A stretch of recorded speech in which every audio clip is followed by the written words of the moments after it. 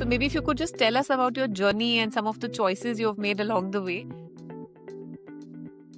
Most of my career has been in the healthcare channel, primarily the radiology space. So for years, I worked for a company that reclaimed silver back in the old days when radiology films were processed in a darkroom. So I worked for that company, and that evolved into the digital era of radiology films as new doctors were starting to view films digitally. And then I fairly recently, in the last 10 years, worked for a large outpatient imaging company that had very specialized radiologists that would view films, neuroradiologists, musculoskeletal radiologists. So my background really is in radiology. But I was looking for a new role. And I always say I think I was very fortunate to stumble across TZMO. I really didn't know a lot about incontinence and the market, but I feel that positivity honestly is contagious. And I went on this interview, but they were passionate about the outcomes and how the U.S. market had an opportunity for a high-performing product. And I really just fell in love with the products, the people, the bigger mission of providing outcomes. They're a global company worldwide, but here in the U.S., they were a startup. My background is in startups, and so I could just envision the big opportunity for growth. I feel very fortunate to be working with them. And a lot of times people just look at incontinence products as like these disposable things that need to be used and thrown, and don't realize how much it impacts people's lives. So in your experience and over the last decade, why this very personal product, which technically is just solving a small issue, seemingly, is actually a much larger issue when it comes to long-term care, specifically for seniors? So if you think about things that can have what I call ugly outcomes for people that have incontinence, and it usually is not ill will, it's just lack of education. But a simple example would be if someone who is incontinent has a product on and that product doesn't have leak guards, they run the risk of feeling wet and having urine on their sheets, on their clothing. So what can happen is, even if it's a small amount, right? If you and I were sitting here and we had a quarter's worth, American quarter's worth of water on our seats, we would probably say to one another, let's go change and we'll come back and revisit this podcast in a minute, That's right? true. So you picture someone who has voided a lot more urine than that, they feel uncomfortable. So what happens is they get up, and during the night, especially if someone wakes up because they're groggy, they can fall. And now that fall can lead to a very ugly outcome. I know here in America, we fix a lot of pressure injuries, rashes, skin breakdowns. And to me, if we tie those directly to urinary incontinence, we should not be fixing wounds here in 2025. In America, I can speak to, when good products that are fully breathable are on the proactive side. Skin breathes, it shouldn't break down, so we shouldn't have an issue. And we end up paying a lot of dollars for wound care as well. So what I like about this mission is we're connecting the dots for long-term care facilities, for administration, for caregivers, and then for consumers to say, let's pay attention and let's try and eliminate this stigma. If someone has a chronic condition, right, let's help. As a company, as a person, so how do you work on educating families? How do you work on educating long-term care facilities? I always say in this industry, what's fascinating to me, it is not rocket science, but it is the most complex industry I have ever worked in because of those questions that you're asking. So to help break it down, in the U.S., we have on the consumer side, we have consumers that are paying out of pocket, so they can be considered over-the-counter products. And so what we try to do on that side we have a continence chat podcast that we try to educate both decision makers in long-term care, but also consumers. That's out on YouTube and on LinkedIn and Facebook. So we do a lot of education on that side. So mostly private pay. However, incontinence products are covered by the Medicaid market, and in California, the Medi-Cal market, but there are variables that relate to reimbursement models. So depending on the state that a person lives in and depending on how that may have gone out to bid, the consumer may have choice with brands or they may be limited to choice in brands. But in the long-term care, it all depends. We're talking with central supply, with director of nursing, executive director, resident wellness directors. We're talking with CFOs. It all depends. We're really detectives. We ask a lot of questions and we look for partners versus trying to go in and say, gee, we have a great product and here's the price and would you like to buy it? That's not our model. Our model is we're looking for partners. We want to know, how can we help you? Like, how do you figure out which are the right facilities to speak with? We service a lot of independent pharmacies. It's a big channel for us. But when we talk about skilled health and value-based care and where reimbursement models are coming into play, absolutely there's a direct correlation. And the way that we present it is we try to educate people to stop looking only at a spreadsheet and at a price per brief or a per unit price. That's the say we're saying, please, let's look big picture. What are you spending overall on incontinence products? And what are you spending on wound care?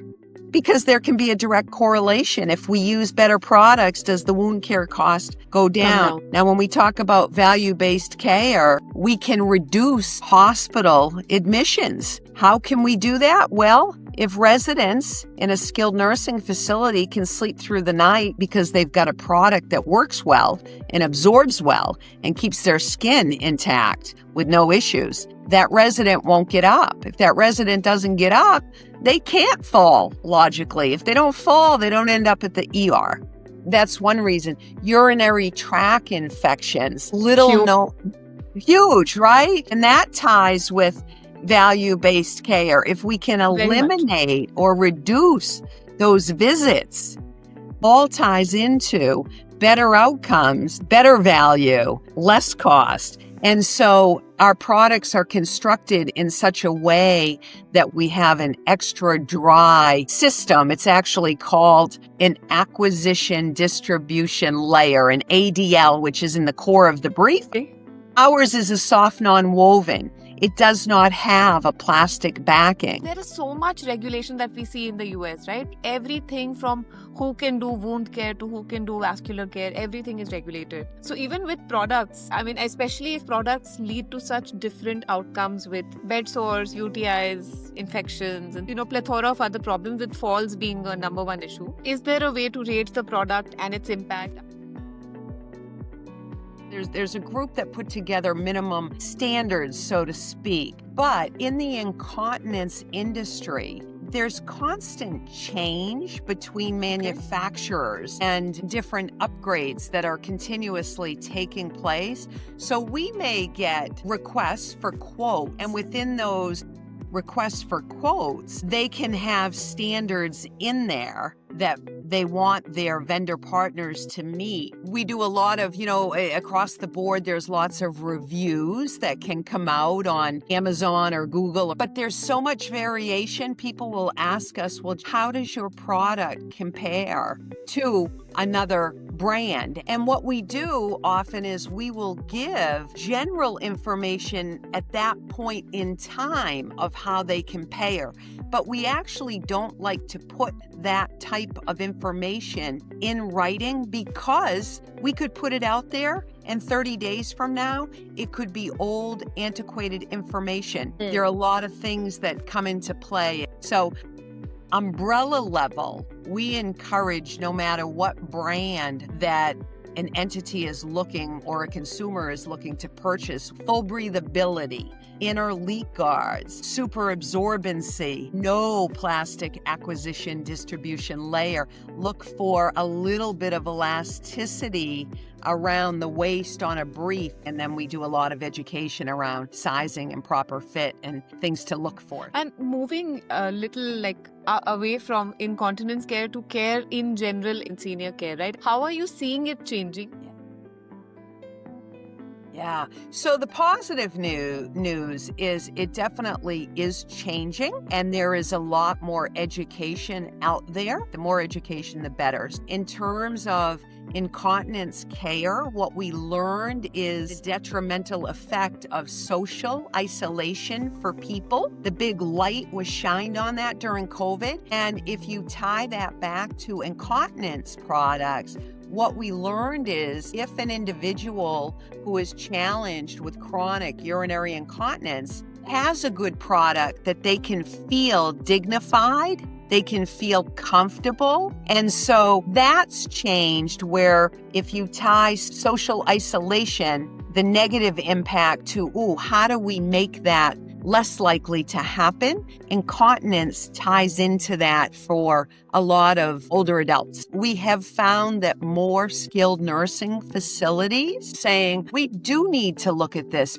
big picture, and they're spending the time to sit down at the table and evaluate what have we used in the past, what should we be using, and I think that will continue to change for the future. The other biggest thing, Purna, that we're educating people that people don't realize, no ill will, this 2-hour rounding in the U.S., it impacts restorative sleep. Can you imagine if someone said to you today, Purna, for the rest of your life, we are going to wake you up every 2 hours? How would you feel right now? But I also heard you have a product to address that, right? Like an automatic notification that goes to the caregiver? On our products here in the U.S., we have a wetness indicator. So what we're trying to share with folks is let people sleep uninterrupted through the night and reap all of that benefit of restorative sleep. If a person can obtain 7 to 9 hours of uninterrupted sleep, ripples out into better outcomes, better nutrition. Better health outcomes across the board. Across the board, clinically, socially, mentally. We're a global company, and in some of our markets, we are now offering a product that has a sensor and can share back through the computer system for caregivers. How do you see the incontinence market or the senior care market globally, and how is US different from, let's say, Europe and the global South? So I just interestingly enough came back from our TZMO long-term care conference, which they have every year in Poland, and about 1,000 people, doctors, nurses, caregivers, administrators, a whole group of folks come to discuss best practices. And I think globally, we have lots of challenges, lots of similarities. Do think technology, in addition to not only incontinence care, but across the board with memory care and medications and all of those things, it's changing, it's advancing. I do think better outcomes are on the horizon, but the challenges remain, and the challenges are growing because people are aging longer. And with that are coming more chronic conditions, urinary incontinence being one of those. I see people being more aware through the educational component to say, yeah, this is no longer one size fits all. This is no longer a disposable commodity in the true sense. We have to pay more attention. We have to deliver better outcomes through better care. But I think when we get back to basics of caring for people first as a whole, systemically, and that's not to say we've got fantastic doctors here, nurses here, fantastic communities, right? Like any industry, there's the good, there's the bad. Ultimately, systemically, if we can put people first, profits will come. When we put profits first, we run the risk of not so great outcomes for people.